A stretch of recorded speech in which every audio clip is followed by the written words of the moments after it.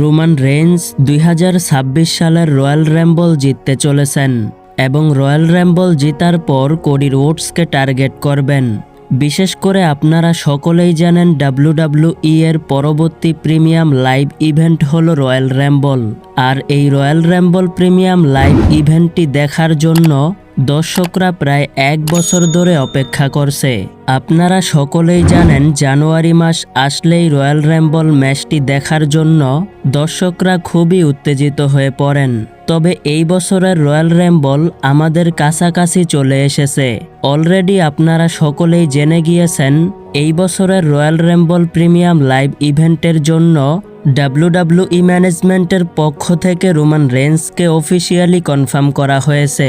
তবে 2026 সালের royal রাম্বলের official betting ওয়ার্স অনেক দিন আগেই আমাদের সামনে এসেছে। সেই সময় বেটিং ওয়ার্স অনুযায়ী রয়্যাল রাম্বল ম্যাচটি জেতার জন্য রোমান রেইন্স ফেভারিট ছিলেন। আর এখন পর্যন্ত রোমান রেইন্স তিনি টপ পজিশনে রয়েছেন। বুঝতেই পারছেন বেটিং ওয়ার্স অনুযায়ী 2026 সালের রয়্যাল রাম্বল রোমান রেইন্সই জিততে চলেছেন।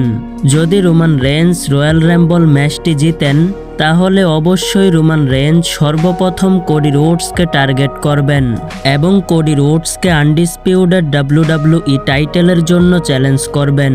আপনাদের কি মনে হয় আসলেই কি রোমান রেইন্স 2026 সালের রয়্যাল রাম্বল জিততে পারবে কিনা অবশ্যই কমেন্ট করে জানাবেন।